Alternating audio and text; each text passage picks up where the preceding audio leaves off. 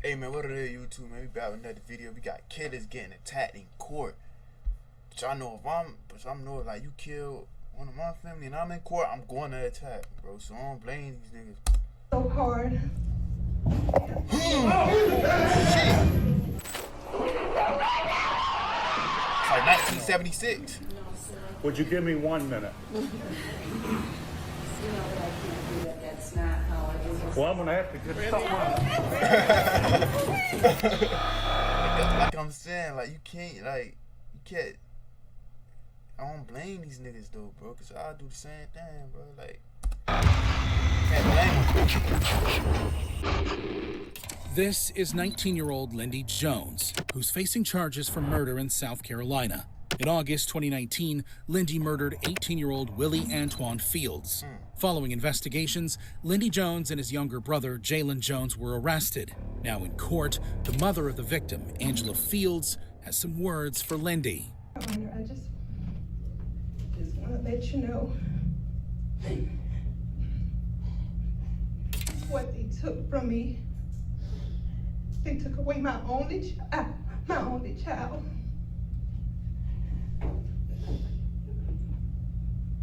It's been so hard. Her husband, Willie Clay Fields, was consoling, but suddenly he couldn't bear the pain anymore. It's been so hard. I don't blame her though.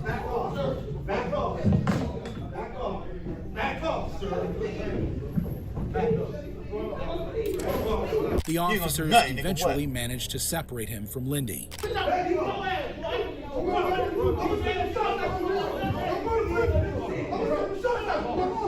Oh, that boy said I'm gonna send shots at you. Oh, okay. Shit getting crazy already, but you don't even want me to do it. Okay.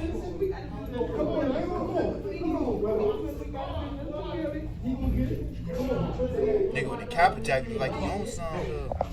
Eventually, Lindy was sentenced to 35 years in What the fuck you got in your head, bro? Like you think you hard, nigga? Slap that. prison, and his brother, Jalen, received a 6-year sentence in juvenile prison. But this wasn't the only time families snapped in court. Like in the case of Diamond Alvarez. Diamond's mother was in court for the trial of 19-year-old Frank DeLeon Jr., who fatally shot their 16-year-old daughter 22 times. On Damn, nigga, 22 times? That means she was already dead and you just bow, bow, bow, bow, bow, bow, bow, bow, bow, bow, bow, bow, bow, bow. Damn. Nah, bro, I'm attacking. I'm beating the shit out you, gang. If that was like my daughter or something, you just overkilled my daughter, gang. Like, she already dead. It's the fact that you killed her. It's not only that you killed her, you overkilled her 22 times?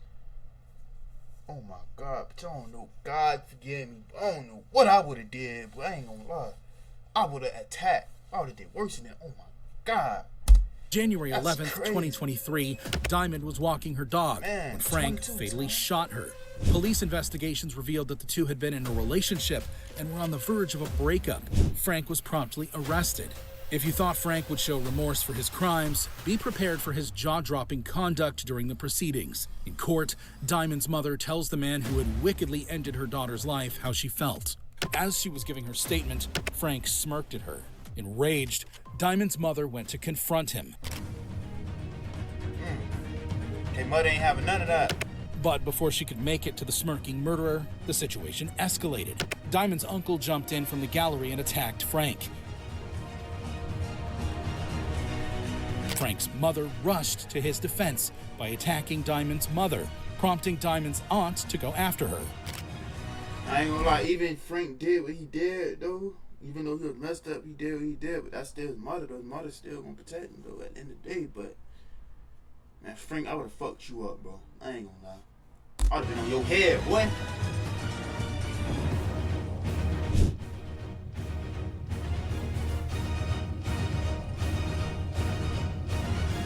So I'm saying, you can't determine how these people feel, man. Eventually, the police were able to separate the two families. Following the brawl, Diamond's mother told the media. It was wrong of me. That was wrong of us because we're not monsters. You know what I'm saying? Like, when people just get emotional, people just black out. Niggas just black out. You don't even gotta be like, killed her daughter, gang, 22 times. Which I would have felt the same way, but I would have did worse. I would have touched that jaw. I don't care about going to no jail, gang. After what you just did, you think I care about you? Yeah. But it's so much hate. Because I want my daughter back. And what he did it was horrible.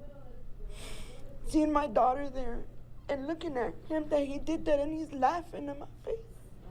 It was very wrong, and I'm so sorry for that. In the end, Frank accepted a plea deal and was sentenced to 45 years in prison. Fortunately, deputies were ready and stepped in before utter chaos ensued.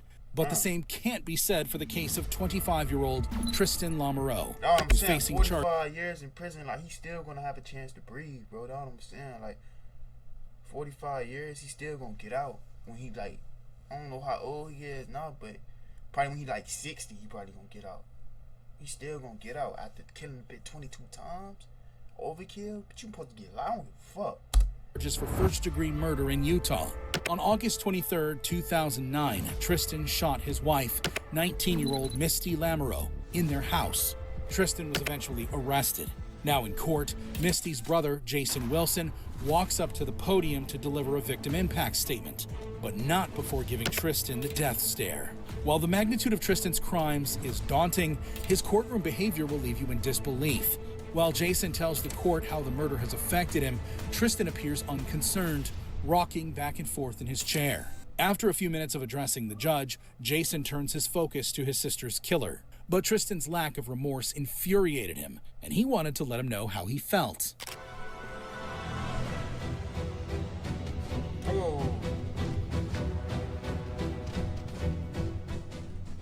However, the deputies were at hand to counter any real damage. Following the chaos, the officers restored everything to order. Eventually, Tristan was sentenced to 15 years to life in prison. However, Jason Wilson wasn't alone in their courtroom actions. Like in the case of Michael Madison, a serial killer who was facing multiple charges, including 3 counts of... Bro, serial killer? You know how, like, that's crazy, bro. A serial killer, bro, like, you just out here killing niggas for no reason, fam? Like, what's wrong with you, bro? Like, they even killing people for a reason, bro. Like, but killing niggas for no reason? Boy, something gotta be wrong with you. Niggas just living their normal life, walking to the park, trying to go get some ice cream or something, and a nigga like you just, I'm finna take a bitch like, nigga, right. For no reason, gang? That's crazy.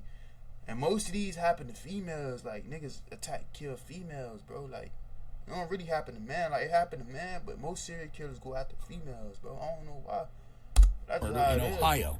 Between 2012 and 2013, Michael killed 3 women before he was eventually arrested. See what I'm saying? It mostly be females. I don't know why. Before his preliminary... Cause they know a man gonna get there with him. They know they much stronger than women, bro. That's why. Hearing, Michael learns the magnitude of his crime. Mr. Madison, I'm going to read to you the nature of the charges against you and summarize each one for you, as well as giving you the potential penalties. I know you've had a chance to speak with counsel. Is that correct, sir? Yes. All right. In the first charge, you're charged with aggravated murder in violation of Ohio Revised Code 2903.01. It states that on or about the 22nd day of July, you did purposely cause the death of an unidentified female while committing another felony. The offense was committed 1 week to 9 months prior to the finding of the body. That is a Jane Doe murder. The second murder is the same date, on or about the 22nd day of July. Michael Madison did purposely cause the death of an Angela Deskins while committing another felony. The offense was committed 3 weeks or a few weeks prior to the finding of the body. And then there's a third murder charge. On or about the 22nd day of July, Michael Madison did purposely cause the death of an unidentified female while committing another felony. The offense was committed 1 week to 1 month prior to the finding of the body. All of those are felonies of the first degree because they are aggravated murder. They are punishable by a possible death or life in prison and a $100,000 fine. You understand that? Yes. Now in court, Van Terry, the father of one of the victims, addresses the judge. How you doing, Your Honor? My name is Van Terry. Right now, I guess we're supposed to, in our hearts, forgive this clown. Van Terry now turns to speak directly to Michael. Taking my child.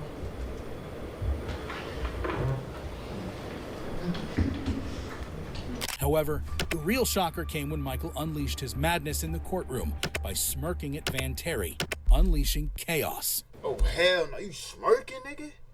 You smirk? Oh, nah, bro. I don't blame him, bro. You smirking after killing my son? You smirking? Oh, my God. Oh, my God. You gonna have to take me to jail tonight. I'm sorry, bro. Oh, yeah.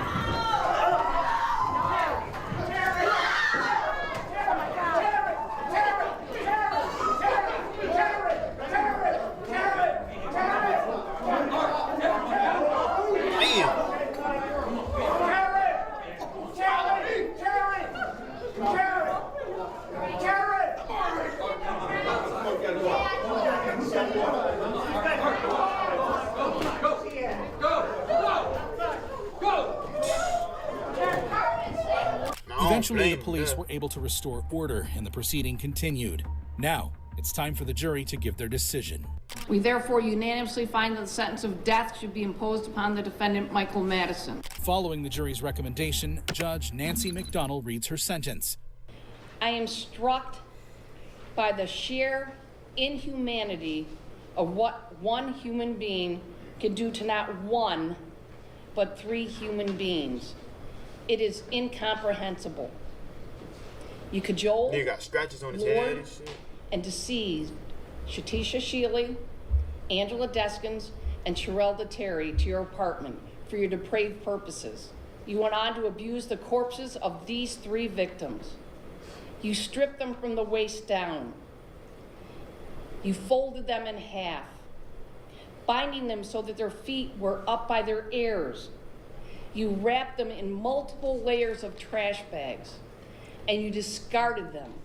Well, there's nothing you can say to that layer to save you, bro. Like, nigga out here, a serial killer, but you meaning your head, your burger head eyes, meaning your head, this shit ain't nothing gonna save you from that, boy. It's over with, nigga. It's over, bro. Upon It's consideration over. of the relevant evidence, the testimony exhibits admitted in mitigation, it is the judgment of this court that the aggravated circumstances of course of conduct, felony murder, kidnapping, felony murder. Well, how could lawyers defend serial killers like this, fam? Like, I know it's for the money. Don't get me wrong, but I ain't defending no nigga who just killed 20-something people. Hell no. Hell no, I ain't doing that. Of which the defendant was convicted, outweigh the mitigating factors by proof beyond a reasonable doubt. Accordingly, the sentence of death is imposed upon the defendant, Michael Madison, Man, get that nigga on the counts chair, 1, bro. 4, and 7. Following the sentence, the victims' families expressed how they felt. Michael Madison is still awaiting his death in prison. But this wasn't the only time parents snapped because of how the killer was acting in court, like during the sentencing of 18-year-old Peyton Gendron, who's facing multiple charges for murder. Oh my God, he shot so many people in there. On May 14th, 2022, Peyton, a white supremacist, opened fire in a black-dominated Tops-friendly market store in New York. Sadly, 10 black individuals lost their lives. Damn. 3 others were 10? I'm telling you, that's why you don't underestimate nobody. Like, he might look pie and look like a burger and shit, but that's why I don't underestimate nobody, bro. Like, nigga could do anything, fam. Don't matter. hurt before he was finally arrested. Now in court, family members of the victims let him know how they feel about He it. like the type of nigga who eat Teddy Grahams and like read books and shit. Like, he don't the type of nigga that do that, but he did. So you don't underestimate nobody, fam. Nobody. I don't care. While I was writing this, tears fell from my eyes. Thinking about what a beautiful person you took.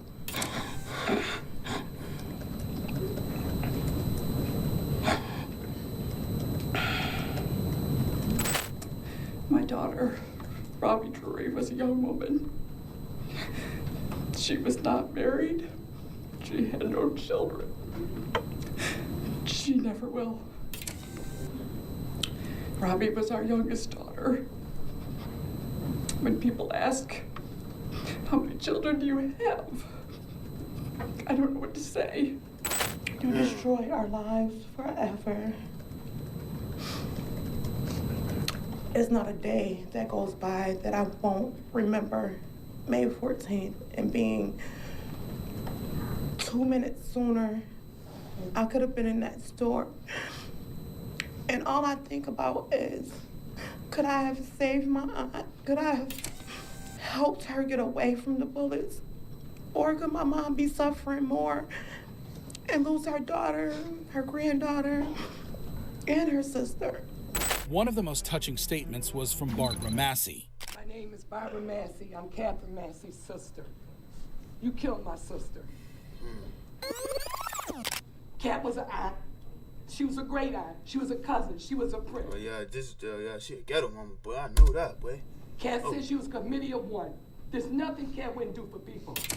I want personally to choke you and leave my fingerprints on your neck. Oh, yeah. Because it's unnecessary. Yeah, you Ma. leave 200 miles to come to Buffalo. You don't even know any black people. I want to choke. You better think those places. You better say, Cop, thank y'all for protecting me. Because I will hurt you so bad. You have made me sick. You got my family crying. I miss my sister every day.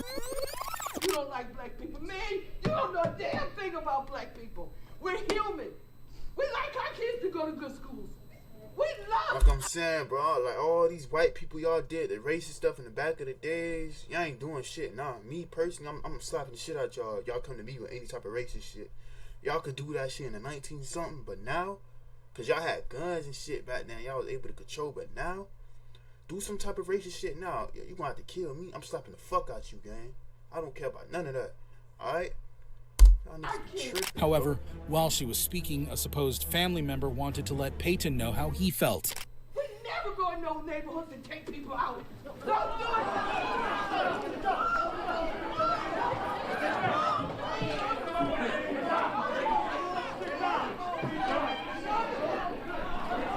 Luckily, the police were able to calm the situation.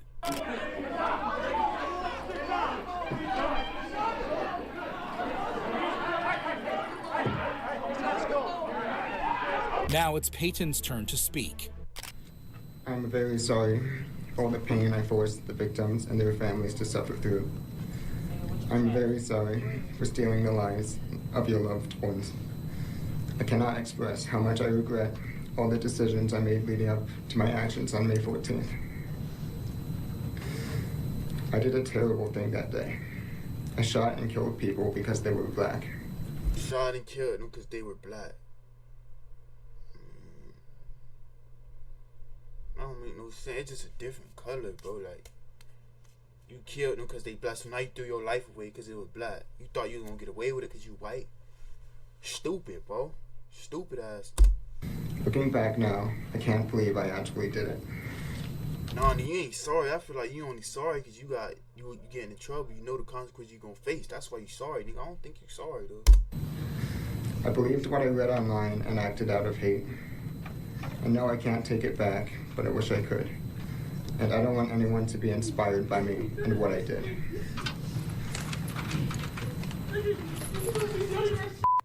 You don't be none of that shit! Eventually, the judge reads her sentence. I mean, you killed the damage you have caused is too great, and the people you have hurt are too valuable. Good mornings always start with good breakfast. So whether you start yours with fluffy waffles to this community, you will never see the light of day as a free man ever again. It is the judgment of this court right there, boy. For your conviction under the first count of the indictment, a domestic act of terrorism motivated by hate in the first degree, an A1 felony, that you be sentenced to life imprisonment without parole. Payton was sentenced to life imprisonment without the possibility of parole. But this wouldn't be the last time a parent lunged at the perpetrator in court. Take, for example, the case of Larry Nassar, who is facing multiple charges for sexual abuse. Larry was a sports doctor at Michigan State University and with USA Gymnastics when police received reports for his crimes. However, during investigations, Larry had a different story. I don't get it. Why didn't she say something if she was feeling violated in any way, shape, and form?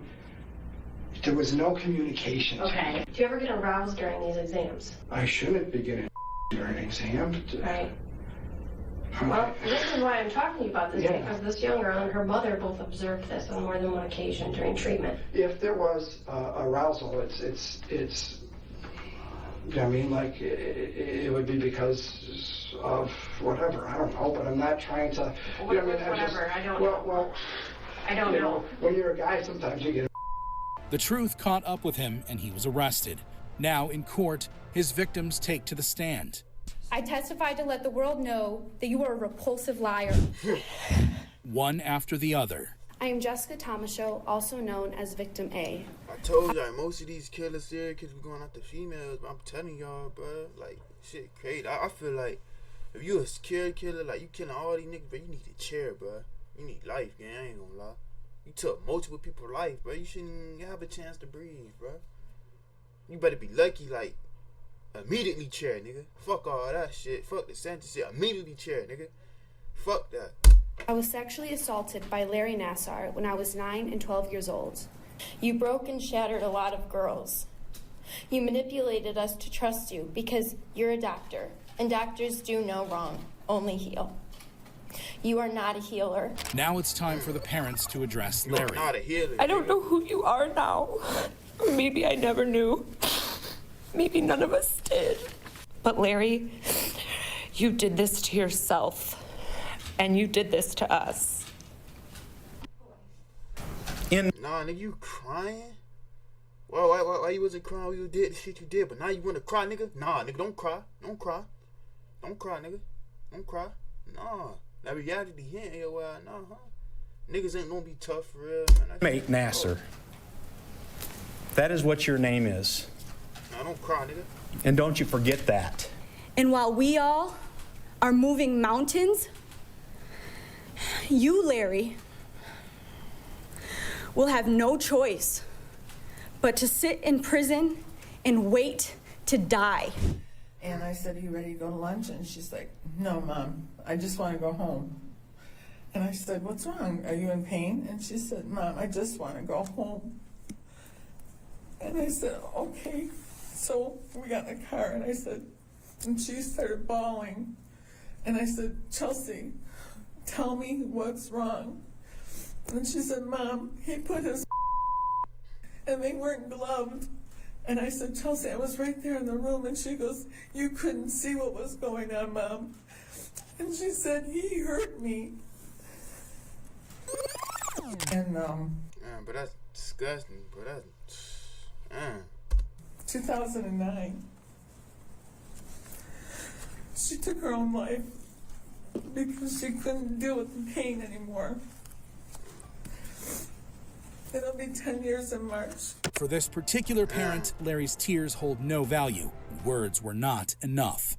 I would ask you to, as part of this sentencing, to grant me 5 minutes in a locked room with this demon. Would you do that? That is not. Yes or no? No, sir. Would you give me 1 minute? You know that I can't do that. That's not how I do. Well, I'm going to have to get All right, coffee with that. You know that. No, sir. Would you give me 1 minute? 1 minute. You know that I can't do that. That's Can't do that? how I do. Well, I'm going to have to do something about it. Hell yeah. Stay down. Stay down. I understand. Let me have that son of a bitch. I understand. Stay down. I want that. Stop fighting. Behind your back. Put your hands behind your back. I want that son of a bitch. Put your hands behind your back. I know. Give me 1 minute with that bastard.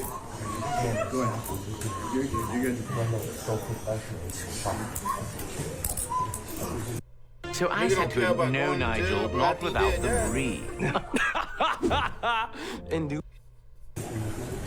Eventually, Larry takes to the stand. What I'm feeling pales in comparison to the pain, trauma, and emotional destruction that all of you are feeling. There are no words that can describe the depth and breadth of how sorry I am for what has occurred. an acceptable apology. In the end, the judge gives her sentence. I find that you don't get it, that you're a danger. You remain a danger. I am a judge who believes in life and rehabilitation when rehabilitation is possible. I have many defendants come back here and show me the great things they've done in their lives after probation, after parole. I don't find that's possible with you. Your decision to assault was precise, calculated, manipulative, devious, despicable. I don't have to add words because your survivors have said all of that. I don't want to repeat it. Sir, I'm giving you 175 years, which is 2,100 months. I just signed your death warrant. Damn, it's over, brother. It's over. You should just get ready for that chair now, but damn, you got to wake up every day, see the same thing every day. See the same walls every day. Eat the same bologna sandwiches every day. Eat the same oatmeal cookies every day. Drink the same apple juice water every day. Hell no. It's over, brother. It's over.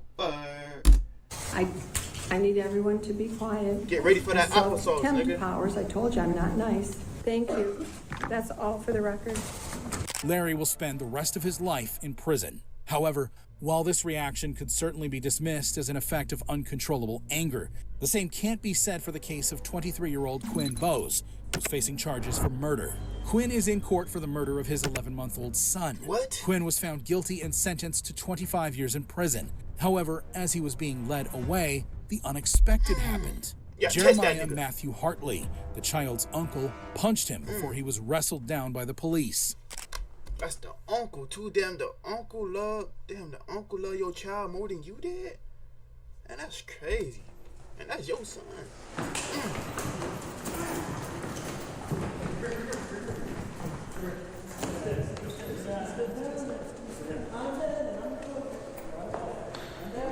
Yeah.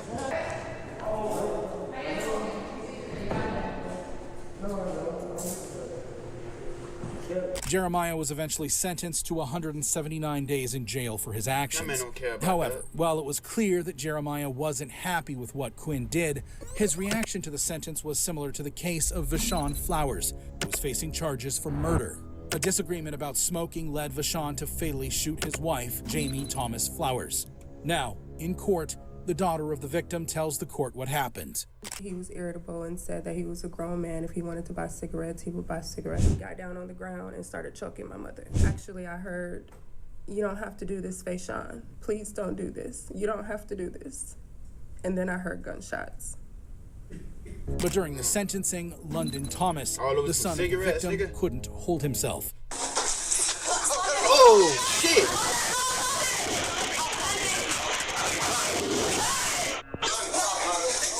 Well, you know it's over with when the niggas do that. Hiya! Oh!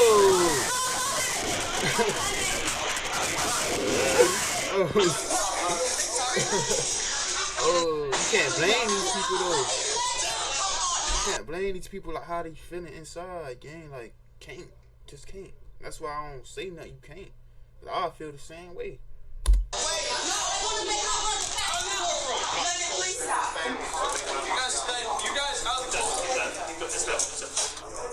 Vashon was eventually sentenced to life imprisonment. When emotions run high in court, the actions of London Thomas and Kevin Hall leave us questioning sanity itself.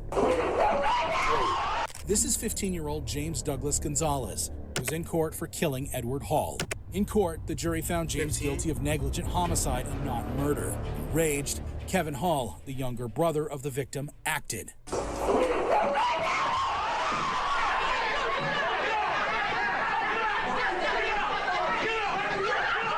Eventually, the police were able to restore order.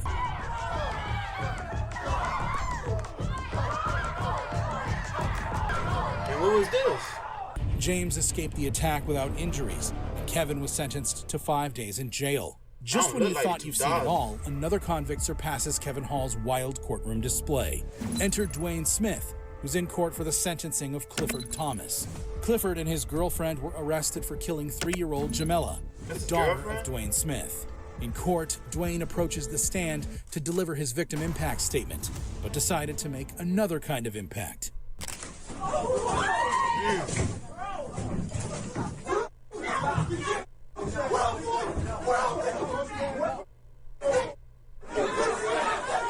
What, nigga, what? What? You can see Clifford's girlfriend and mother of the child in tears. Eventually, the police separate the two men and the session is rescheduled. Clifford and his girlfriend were later sentenced to up to 15 years in prison. Dwayne Smith is a prime example of a victim acting crazy in court. However, could Dale Williams' case be considered even a little crazier? This is Dale Williams, who's facing charges for murder. Look at this nigga, bro. June 2017, Dale ran his ex-girlfriend, Elizabeth Pledger Stewart, off the road, causing her to crash. Dale then fatally shot her multiple times as onlookers watched. Now, in court, the nigga ran off the road was enough, nigga. Now you overkilled her? Damn, Dwayne. The victim is ready to begin her statement, but the sons of the victim had other plans.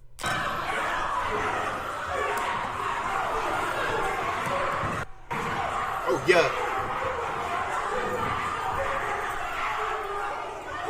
The police had to use their tasers to bring order to the court.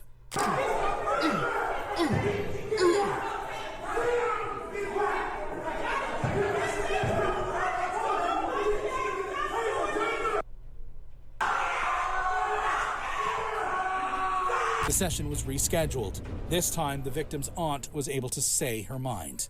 When we saw him, his faith, tased we felt it was so much emotion due to a flashback of how he just killed my niece.